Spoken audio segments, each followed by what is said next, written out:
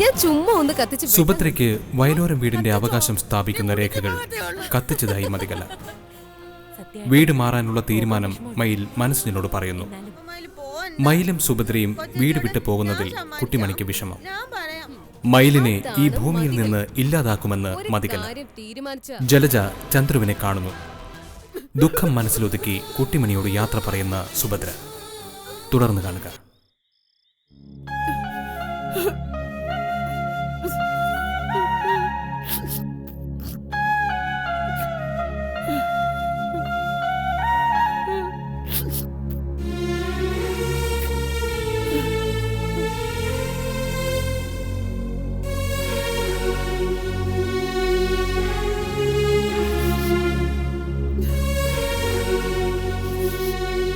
അല്ല, നീ അസ്ഥിത്തറയിൽ വിളക്ക് വെക്കാൻ വന്നിട്ട് ഇവിടെ വന്നിരിക്കുകയാണോ?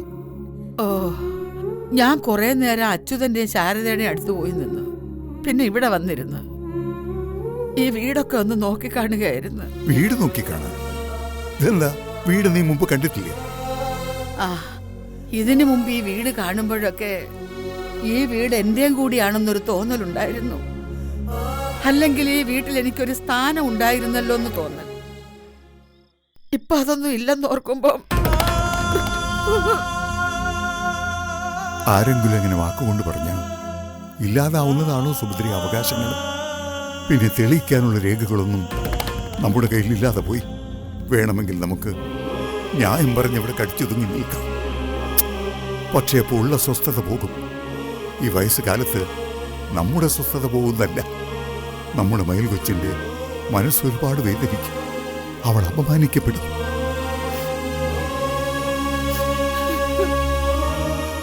അന്തസ്സുള്ള പെണ്ണല്ലേടിയോള്.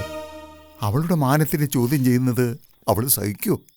അതുകൊണ്ടല്ലേ പോലീസും പട്ടാളവും പടയും ഒക്കെ വന്ന പാടെ അവൾ പുറത്തു പോയി വീട് കണ്ടുപിടിച്ചത്. നമുക്ക് പോയേക്കാം സുഭദ്രേ. അങ്ങോട്ടും ഇങ്ങോട്ടും വഴക്കിട്ട് കുത്തുവാക്ക് പറഞ്ഞു, സ്നേഹിച്ചും വേദനിപ്പിച്ചും 10-35 കൊല്ലം നമ്മളിങ്ങനെ ജീവിച്ചില്ലേ? ഇനി എത്ര വർഷം മുന്നോട്ട് പോകാനാ? ജീവിച്ച കാലം അത്ര ഇനിയും ജീവിക്കും. അപ്പോ ഉള്ള കാലം എവിടെയെങ്കിലും കിടന്നുറങ്ങണം. ആരെങ്കിലും ഒരു പിടി ചോറ് തന്നാ കഴിക്കാം. ഒരു മനുഷ്യായുസ് അങ്ങനെ തീരുകയാ.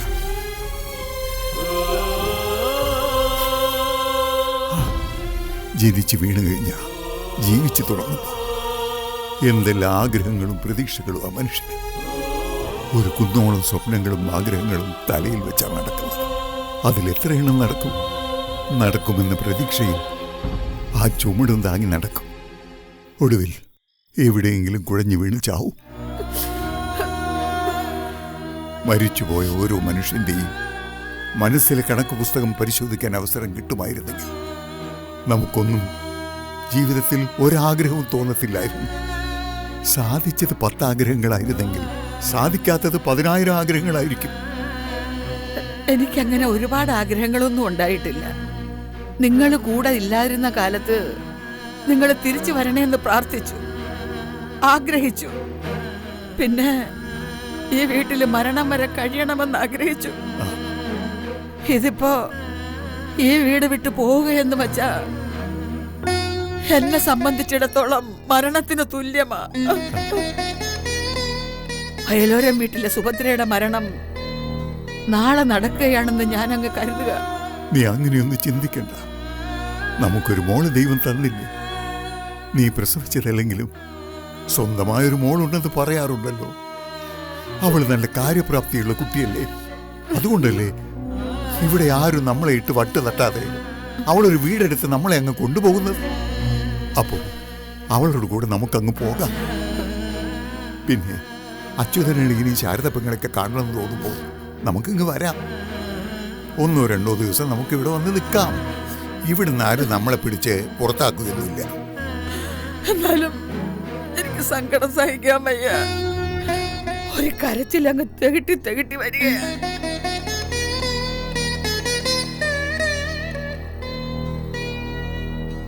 എടി, ഒരു കാര്യം നീ ഓർത്തോണം. ജീവിതത്തിൽ ഞാനും നീയുമേ ഉള്ളൂ. ബാക്കി ബന്ധങ്ങളും കെട്ടുപാടുകളും ഒക്കെ ഏതെങ്കിലും ഒരു സമയത്ത് നമ്മൾ വിട്ടുമാറുന്നത്. ഇപ്പോൾ ആ മയിൽ കൊച്ചുണ്ടെന്ന് നമുക്ക് ആശ്വസിക്കാം. നാളെ ഇപ്പോൾ അവൾക്ക് കല്യാണം നടക്കണ്ടേ? അച്ഛനും അമ്മയും പോലെ നമ്മളെ നോക്കുന്ന അവളുടെ കാര്യത്തിൽ നമുക്കൊരു ഉത്തരവാദിത്വമില്ലേ? അങ്ങനെ വരുമ്പോൾ അവളും പോവും. പിന്നെ ഈ കിളവനും കിളവിയും മാത്രം. എടി, ഞാൻ ആഗ്രഹിക്കുന്നത് ഞാൻ ജീവിച്ചിരിക്കുമ്പോൾ നീ മരിക്കണമെന്ന്. എന്താണെന്നറിയൂ, ഇങ്ങനത്തെ നിന്റെ സ്വഭാവം വെച്ച് ആരും നോക്കാനാടി നിന്നെ വയസ്സുകാലത്ത്? നിന്നെ അങ്ങോട്ടും ഇങ്ങോട്ടും തട്ടിക്കളിക്കും. എനിക്ക് പിന്നെ കുഴപ്പമില്ല. നടക്കാനാവുന്നിടത്തോളം കാലം ഏതെങ്കിലും അമ്പലങ്ങൾ കയറി ഇറങ്ങി ജീവിക്കും. ഏതെങ്കിലും അമ്പലമുറ്റത്തോ ആൽത്തറയിലോ കിടന്ന് മരിക്കണം. അതാ എൻ്റെ ആഗ്രഹം. എല്ലാം എന്നെ പളനി മുരുകൻ സാധിപ്പിച്ചു തരും. നീ വാ.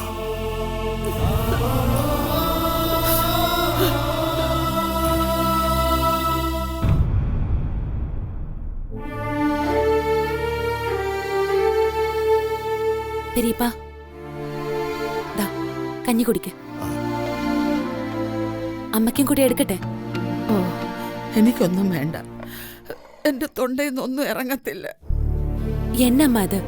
ഭക്ഷണം കഴിക്കാതിരുന്ന വിഷമം മാറുവോ? ഓ, എന്തായാലും നമുക്ക് ഇവിടുന്ന് നാളെ പോയല്ലേ പറ്റൂ.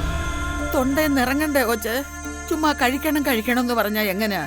വിശപ്പേ ഇല്ല. എനിക്ക് എന്തായാലും വിശക്കുന്നുണ്ട്. ഞാൻ കഴിക്കാൻ പോവാണ്. നിനക്ക് വേണമെങ്കിൽ കഴിച്ചോ സുഭദ്രേ. എനിക്ക് വേണ്ടെന്ന് പറഞ്ഞില്ലേ? വേണ്ടെങ്കിൽ വേണ്ട. നീ ഇങ്ങനെ നിരാഹാരം കിടന്നെന്ന് കരുതി ഇവിടുന്ന് ആരും പോകണമെന്നൊന്നും പറയില്ല. ഓ, പിന്നെ ഞാൻ നിരാഹാരം കിടന്ന് ആരുടെയും ഔദാര്യം പിടിച്ചു പറ്റാനൊന്നും അല്ല. ഞാൻ പോണില്ലാന്ന് തീരുമാനിച്ചാൽ ഞാൻ പോവില്ല. പക്ഷെ എന്റെ ഈ പെങ്കൊച്ചിന് പേരുദോഷം ഉണ്ടാവും. അതുകൊണ്ട് പോകുന്നതേ ഉള്ളൂ. അപ്പൊ നിനക്ക് കാര്യങ്ങളൊക്കെ അറിയാമല്ലോ. വേണമെങ്കിൽ കഴിച്ചോ, അല്ലെങ്കിൽ പോയി വാതിലടച്ച് കിടന്നോ. അല്ല, ഞാൻ പോയി കിടക്കണോ ഉറങ്ങണോ വരാന്തേ ഇരിക്കണോന്ന് ഞാൻ നോക്കാം. ഒരു ഉപദേശി. ആഹാ, തിരുവത്താഴം കഴിക്കുവാണോ? ആ, ഇനി ഇവിടെ ഇരുന്ന് കഞ്ഞി കുടിക്കാൻ പറ്റത്തില്ലല്ലോ, അതുകൊണ്ട് ചോദിച്ചതാ. അക്ക, എന്തിനാ വെറുതെ അമ്മയുടെ മനസ്സിനെ കൂടുതൽ വിഷമിപ്പിക്കുന്നത്? അയ്യോ, വിഷമാണെങ്കിൽ നീ പോയി ഊതി കൊടുക്ക്, നീറ്റല് മാറട്ടെ. കൊച്ചേ, ഇത് അവസാനത്തെ അത്താഴമായിട്ടൊന്നും കരുതണ്ട. കാവടി ഗോവിന്ദൻ ഇവിടെ നിന്ന് കഞ്ഞി കുടിക്കണമെന്ന് തോന്നിയ കാവടി ഗോവിന്ദൻ ഇവിടെ തന്നെ വന്ന് കഞ്ഞി കുടിക്കും. അത് നട്ടുച്ചയ്ക്കും കുടിക്കും, നട്ടപ്പാതിരയ്ക്കും കുടിക്കും. ആയിക്കോട്ടെ, തെണ്ടിക്കേറി വരുന്നവർക്ക് ഒരു തവി കഞ്ഞി മാറ്റി വെച്ചേക്കാം. അത് മാണിക്യമംഗലത്തുനിന്ന് വരുന്നവർക്ക് കൊടുത്താ മതി. എന്റെ അപ്പാവയും അമ്മാവയും ഞാൻ നോക്കിക്കോളാം. ഓ, നടക്കട്ടെ നടക്കട്ടെ.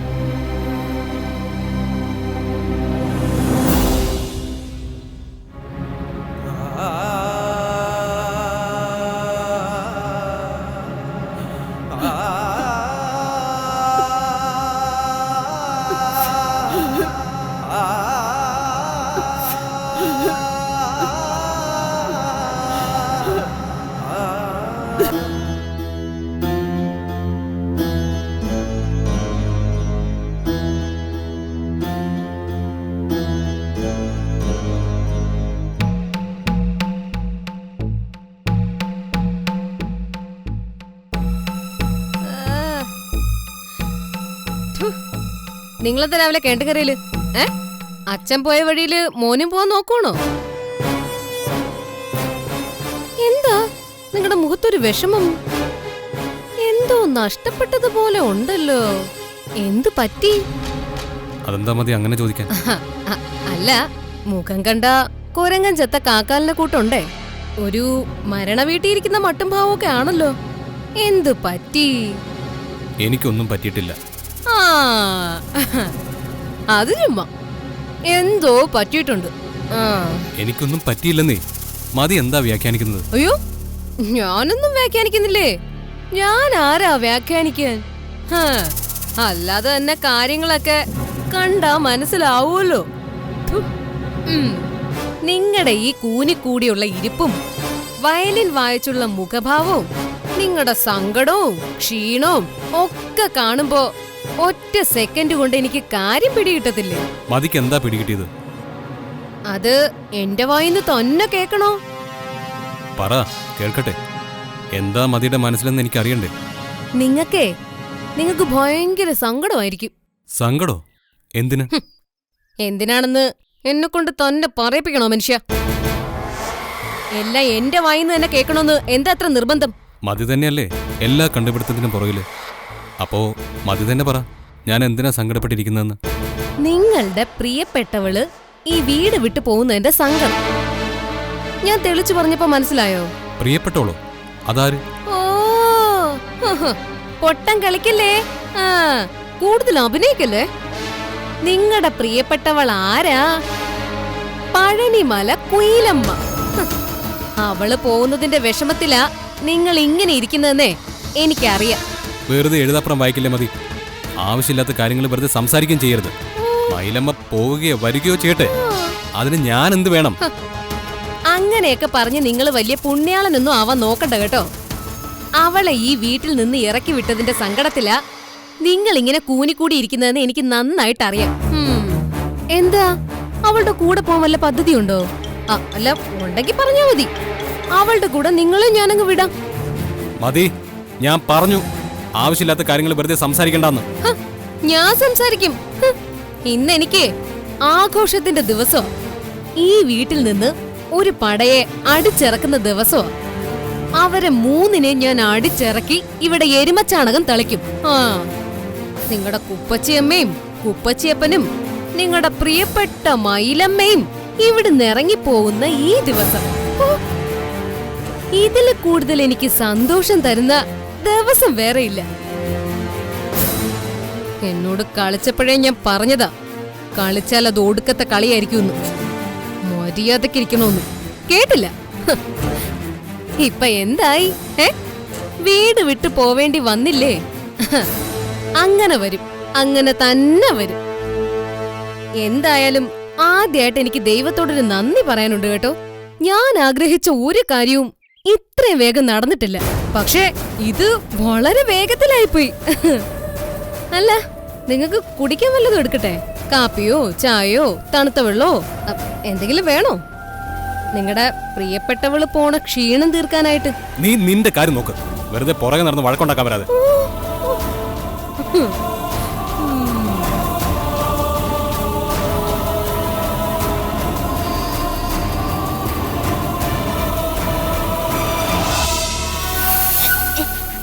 ഓടാതെ കുട്ടിമണി, അവിടെ ഓടാതെ, ഇങ്ങനെ ഓടാതെ. എന്തിനാ ഓടുന്നേ? എനിക്ക് മുന്നിൽ ചെല്ലാനാ. മുന്നിൽ ചെന്നിട്ട് ഞാൻ തന്നെ കത്തിച്ചു. നീ വിളക്ക് കത്തിച്ച് കൈയൊന്നും പൊള്ളിക്കരുത്, ഞാൻ കൈ പിടിച്ച് ജയിക്കാം. പറ്റത്തില്ല പറ്റത്തില്ല, ഞാനേ ഇപ്പൊ വലിയ പെണ്ണായി, എനിക്കറിയാൻ വിളക്ക് കത്തിച്ചാണേ. അല്ല പിന്നെ എന്നെ പഠിപ്പിച്ചാൽ പോരായിരുന്നു. ഇവളെ കൊണ്ട് തോറ്റു.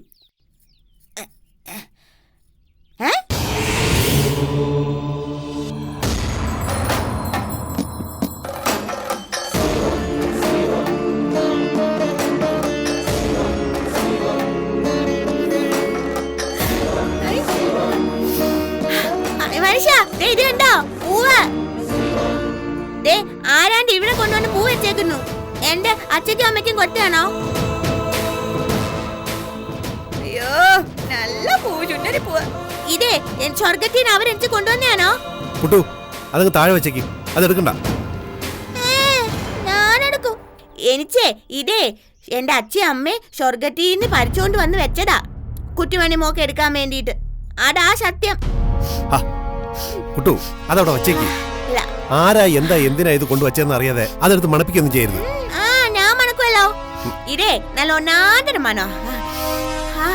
എന്തായാലും സ്വർഗത്തിന് പൂ കൊണ്ടുവന്ന് എനിക്കങ്ങ് ഭയങ്കര സന്തോഷായി. ഞാൻ എല്ലാരോടും പറയട്ടെ, എന്നിട്ടേ വിളക്ക് കത്തിച്ചെന്നല്ല. കുട്ടിമണി, ആ പൂ അവിടെ വയ്ക്കാനാ പറഞ്ഞത്. ഇല്ല, പറ്റത്തില്ല. എന്നോട് ഇതേ കുശും കാണിച്ചില്ല മനുഷ്യ. എന്തായാലും സ്വർഗത്തിന് നല്ല പൂട്ടി, നല്ല മഞ്ഞ റോസാപ്പൂ. വല്യേട്ടാ, കുഞ്ഞേട്ടാ, വല്യേച്ചി, ഓടിവാ. ദാണ്ടെ സ്വർഗത്തിന് എനിക്ക് പൂവാണ്. പൂ പൂ പൂ, മഞ്ഞ റോസാപ്പൂ.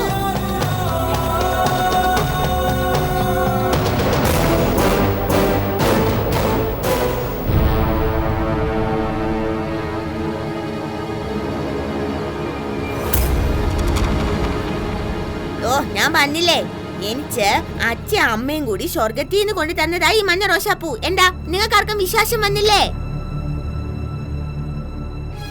സ്വർഗത്തിന്ന് പൂ കൊണ്ടുവന്നു, മനസ്സിജൻ പറഞ്ഞതുപോലെ നീ അതങ്ങ് മാറ്റിവെക്കേ. ഒന്നാമത് വയലോരം വീട്ടുകാരോട് എല്ലാവർക്കും ശത്രുതയാ. ഇനി ഇതിനകത്ത് എന്ത് കുനിഷ്ട ഒപ്പിച്ചു വെച്ചെന്ന് ആർക്കറിയാം. അതെ കുട്ടിമണി, മോൾ അതങ്ങ് കളഞ്ഞേക്ക്. ആ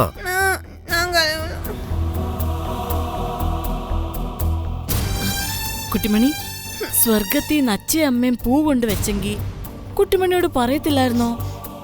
അങ്ങനെ വല്ലതും അമ്മ മോളോട് പറഞ്ഞായിരുന്നോ? അതില്ല, അങ്ങനൊന്നും പറഞ്ഞില്ല. അതാ ഞാൻ പറഞ്ഞത്, ഇത് സ്വർഗത്തിൽ നിന്ന് അമ്മ കൊണ്ടുവച്ച പൂവൊന്നും അല്ലെന്ന്. വല്യേട്ടനും കുഞ്ഞേട്ടനും ഒക്കെ പറഞ്ഞ പോലെ ആരെങ്കിലും നമ്മളെ കളിപ്പിക്കാൻ കൊണ്ടുവച്ചതായിരിക്കും. അതുകൊണ്ട് മോൾ അതങ്ങ് കളഞ്ഞേക്ക്. പിന്നെ കളിപ്പിച്ചാനായിട്ട് പൂ കൊണ്ടുവെക്കല്ലേ? ബാലേട്ടാ, ഇതൊരു സൂചനയായിട്ടാണ് എനിക്ക് തോന്നുന്നത്. അല്ലാതെ വെറുതെ ആരും പൂവൊന്നും കൊണ്ട് വയ്ക്കത്തില്ലല്ലോ. നമ്മളെ ആശംസിക്കാനും സ്നേഹം പ്രകടിപ്പിക്കാനും ആണെങ്കിൽ നമ്മുടെ കൈ നേരിട്ട് തന്നാ പോരെ. ഇത് അസ്ഥിത്തറയെ കൊണ്ട് പൂ വച്ചതിന് കൃത്യമായ സൂചന ഉണ്ടാവും. സിജം പറഞ്ഞത് നേരാ. ചില കാര്യങ്ങൾ നമ്മളെ അറിയിക്കാനായി കൊണ്ടുവച്ചതാ. പൂവല്ലേ, ബോംബൊന്നും അല്ലല്ലോ. അതുകൊണ്ടൊരു കാര്യം ചെയ്യും, അപ്പുറത്തെ അയ്യത്തേക്ക് കളഞ്ഞേക്കാം. അതെ, അതിവിടെ വെക്കണ്ട മോളെ. എന്തു കൂടോത്രമെന്ന് ആർക്കറിയാം. പിന്നെ കൂടോത്രം ഇനി അവള് തുടങ്ങി. വിശ്വാസം പൂജ എന്നൊക്കെ പറയാൻ ഒരു കാരണമായി. ഞാനിത് കളയത്തില്ല. എനിക്ക് വേണം ഇത്. എനിക്ക് ഇതെന്റെ തല വെച്ചാലോ. അതെ, നിനക്കേ തലേ വെക്കാൻ ഞാൻ വേറെ പൂ വാങ്ങിച്ചു തരാം. അത് കൊടുത്താ. ഇല്ല, തരത്തില്ല.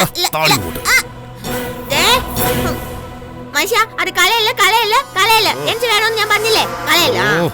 ഇത് വലിയ കഷ്ടമായല്ലോ. എടി, ഒരു കാര്യം ചെയ്യ്. എന്നാ അസ്ഥിത്തറയെന്നാണല്ലോ നിനക്ക് ഈ പൂ കിട്ടിയത്. നീ ഇത് അവിടെ തന്നെ കൊണ്ട് വയ്ക്ക്. എന്നിട്ട് വിളക്ക് കത്തിക്ക്. വാ, പിടിക്ക്. വാ വാ പോ മോളെ. വാടി.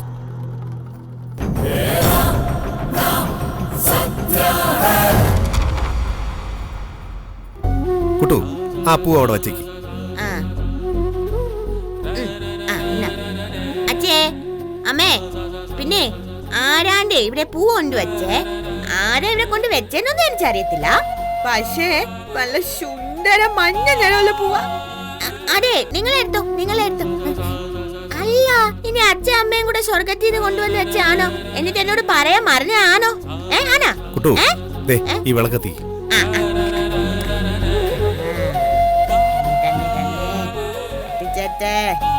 കത്തിക്കോ, കത്തിക്കോ, വേഗം കത്തിക്കോ. കത്തി കത്തി.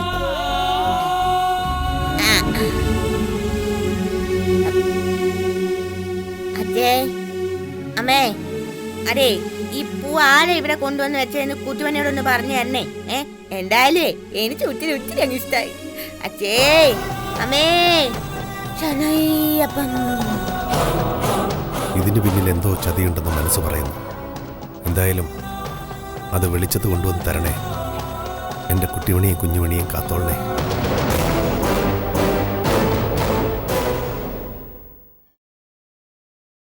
വലട്ട കാപ്പി. അപ്പച്ചപ്പനും മൈലമ്മയും അപ്പച്ചമ്മയും രാവിലെ പോകും. പോകരുതെന്ന് ബാലേട്ടനൊന്ന് നിർബന്ധിച്ചുവിടായിരുന്നു. എന്തിന്? മൈലമ്മ ഇവിടുന്ന് പോയ പ്രശ്നം തീരുമെന്ന് നീ തന്നെയല്ലേ പറഞ്ഞത്? അതെ, അത് മൈലമ്മയോടുള്ള ഇഷ്ടക്കേട് കൊണ്ടാണോ ഞാൻ അങ്ങനെ പറഞ്ഞേ? എന്ന് ഞാൻ പറഞ്ഞില്ല. ചിന്തിച്ചു നോക്കിയപ്പോൾ നീ പറഞ്ഞതാ ശരിയെന്ന് എനിക്കും തോന്നി. ഈ വീട് വിട്ടു പോകുന്നവർക്കെങ്കിലും സ്വസ്ഥത കിട്ടട്ടെ. എന്തായാലും തെരുവിലേക്കല്ലല്ലോ പോകുന്നത്. നല്ലൊരു വീടാ മൈലമ്മ എടുത്തെന്നാ കേട്ടത്. അപ്പച്ചിയപ്പനെ അപ്പച്ചിയമ്മയും ഒരു മകളുടെ സ്ഥാനത്ത് നിന്ന് മൈലമ്മ നന്നായി നോക്കിക്കോളും. അതെനിക്ക് ഉറപ്പാ. എന്നാലും അവരിവിടെ ഇല്ലെന്നോർക്കുമ്പോൾ നമ്മുടെ വിഷമങ്ങൾ പറയാനും അത് കേൾക്കാനും ഇനി ഇവിടെ ആരുമില്ല. അവരിവിടെ നിന്നു കഴിഞ്ഞാൽ വയസ്സാങ്കാലത്ത് അവരുടെ സ്വസ്ഥത കൂടി പോകുകയുള്ളൂ സീതേ. എന്തിനാ അത്? വയലോരം വീടിപ്പം ഒരുപാട് ദുരന്തങ്ങളുടെയും സങ്കടങ്ങളുടെയും കൂടാ. അതിനകത്ത് നിന്ന് രക്ഷപ്പെട്ട് പറന്നു പോകുന്നവരാ ഭാഗ്യമുള്ളവര്. ഇടക്കാലത്ത് നീയും അത് തെളിയിച്ചതല്ലേ? ബാലേട്ടൻ വെറുതെ എന്നെ കുത്തണ്ട. ഞാൻ ആരെയും കുത്തിയതല്ല സീതേ. നീ തന്നെ ഒന്ന് ചിന്തിച്ചു നോക്ക്. ഈ വീട്ടിൽ ഏത് മുറിയിലാ സ്വസ്ഥതയുള്ളത്? ഇവിടെ ആരാ സന്തോഷത്തോടെ ഭക്ഷണം കഴിക്കുന്നത്? ആരാ സന്തോഷത്തോടെ ഉറങ്ങുന്നത്? എല്ലാവരോടും വഴക്കിടുന്ന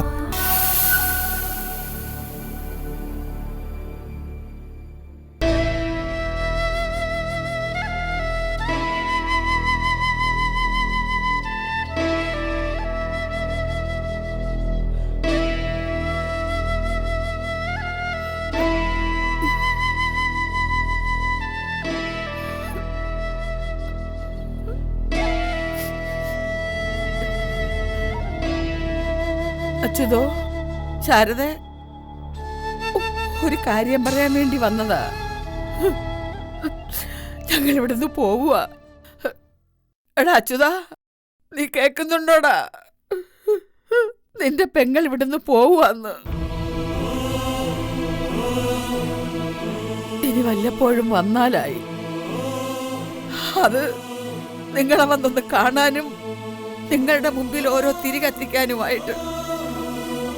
ശാരദ, നീ വന്നു കയറിയ കാലം തൊട്ട് പറയുമായിരുന്നു ഇവിടെ എല്ലാ കാര്യത്തിനും നമ്മൾ ഒരുമിച്ച് വേണമെന്ന്. എന്നിട്ട് നീ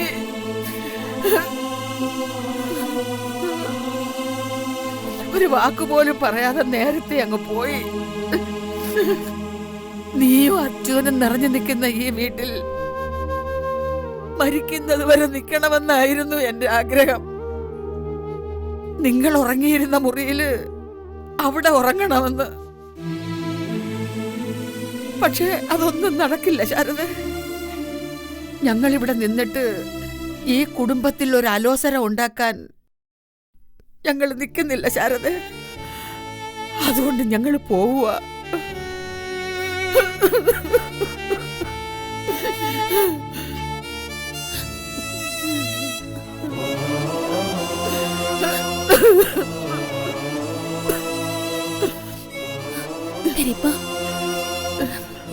പോവാൻ തോന്നുന്നില്ല അച്യുതാ. ഇതല്ലായിരുന്നോ എന്റെ ലോകം? ഇതിന്റെ പുറത്തൊരു ലോകം സുഭദ്രയ്ക്ക് അറിയില്ല ശാരദ. ആദ്യമായിട്ട് ഇവിടെ വിട്ട് നിൽക്കണമെന്ന് ചിന്തിക്കാൻ തുടങ്ങിയപ്പോ തൊട്ട്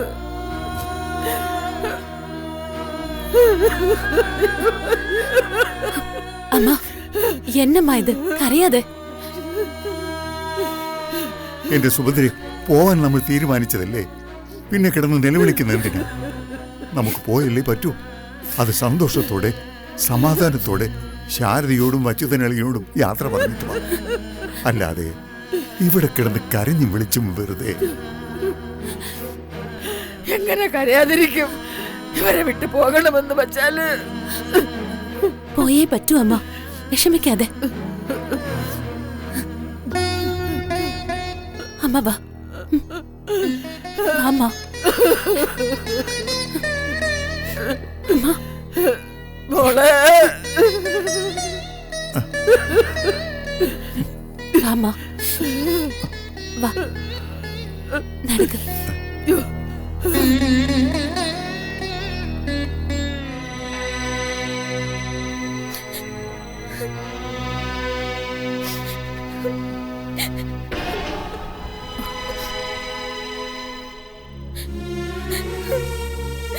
നിങ്ങൾ എന്താടി പിള്ളാരെ ഒരുമാതിരി മരണ വീട്ടിൽ നിൽക്കുന്നത് പോലെ നിൽക്കുന്നത്?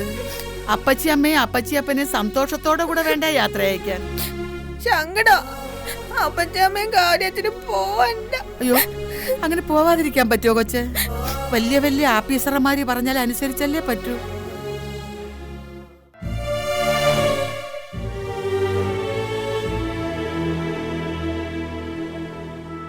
പെണ്ണേ, നിനക്ക് സന്തോഷമായല്ലോ അല്ലേ? നിങ്ങൾ പോകുന്നതിന് മുമ്പ് എന്നോട് വഴക്ക് നിൽക്കുവാണോ? എന്റെ സുഭദ്ര, നീ ഇറങ്ങി വാ. രാഹുകാലത്തിന് മുമ്പ് അവിടെ ചെന്ന് കയറേണ്ടതാ. ഞാൻ എന്റെ പിള്ളാരോട് 2 വാക്ക് പറഞ്ഞിട്ട് വരാം. രാഹുവിനോടും രാഹുൽ ഗാന്ധിയോടും ഒക്കെ അവിടെ നിൽക്കാൻ പറ. കളിച്ച് കളിച്ച് ഹൈക്കമാൻഡിനോടായോ എന്നിട്ട് കളി? പെണ്ണെ, ഓടിച്ചാടി നടന്ന് എവിടെയും ചെന്ന് തലകുത്തിയൊന്നും വീഴരുത് കേട്ടോ. നിന്റെ വയറ്റിലൊരു കുഞ്ഞു ജീവനുണ്ട്. എപ്പോഴും ആ ഒരു ചിന്ത വേണം കേട്ടോ. ഞാൻ ഓരത്തില്ല, ചാരത്തുമില്ല, വീഴത്തുമില്ല. കുഞ്ഞിനെ ഞാൻ നോക്കിച്ചോളാം. അയ്യോടാ, പെണ്ണുതേ തറുതലയൊന്നും പറയാതെ അനുസരിക്കുന്നു. പൊന്നും മോളെ. കൊച്ചേ, പെണ്ണിനെ നോക്കിക്കോണേ. ഈ വീട് നിന്നെ ഏൽപ്പിച്ചിട്ടാ ഞാൻ പോണേ. ഞാൻ നോക്കിക്കോളാം അപ്പച്ചമ്മ.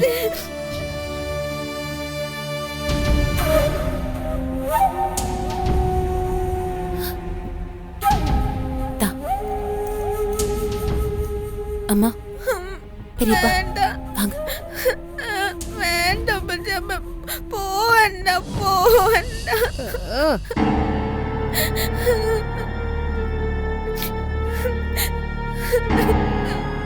മോളെ, നിന്നോട് ഞങ്ങൾക്ക് ദേഷ്യമൊന്നുമില്ല കേട്ടോ. പ്രായമുള്ളവരെയൊന്നും ഇപ്പോഴത്തെ പിള്ളേർക്ക് വേണ്ട. ലോകത്തിൻ്റെ കിടപ്പങ്ങനെ. പണ്ടൊക്കെ വീട്ടിൻ്റെ ഉമ്മറത്ത് ഒരു നിലവിളക്കും ചാരുകസേരയും കാണും. ഇപ്പോ ചാരുകസേരയുണ്ട്, പക്ഷെ ചാരി കിടക്കാൻ മുത്തശ്ശനില്ല. വിളക്ക് കത്തിച്ച് നാമം ജപിക്കാൻ മുത്തശ്ശിയുമില്ല. എല്ലാവരും അങ്ങ് വൃദ്ധസദനത്തിലല്ലേ. പ്രായം ചെന്നവരുടെ സ്നേഹവും ഉപദേശവും ശാസനയും കരുതലുമൊക്കെ ആയിരുന്നു ഒരു കാലത്ത് ചെറുപ്പക്കാരുടെ ജീവിതത്തിന്റെ അടിത്തറ. ഞങ്ങൾക്ക് വേണ്ടി ഞങ്ങൾ ആരോടൊന്നും പറഞ്ഞിട്ടില്ല, നിങ്ങൾ ആരോടൊന്നും ആവശ്യപ്പെട്ടിട്ടുമില്ല. ഞങ്ങളുടേതെന്നല്ല, പ്രായം ചെന്ന എല്ലാവരുടെയും മനസ്സ് അതാണ് മോളെ. പാതയോരത്ത് മരങ്ങൾ നടുന്നവരുടെ മനസ്സാണ് പ്രായമുള്ളവർക്ക്. മക്കളിൽ നിന്നും കൊച്ചുമക്കളിൽ നിന്നും ഞങ്ങളൊന്നും പ്രതീക്ഷിക്കാറില്ല. നിങ്ങളൊക്കെ വളർന്നു വലുതായി ആരുടെയെങ്കിലുമൊക്കെ ജീവിതത്തിൽ തണൽ പരത്തി നിൽക്കുന്നത് കണ്ടാൽ മതി. അത് കാണുമ്പോഴുള്ള സന്തോഷം മാത്രം മതി. പോട്ടെ.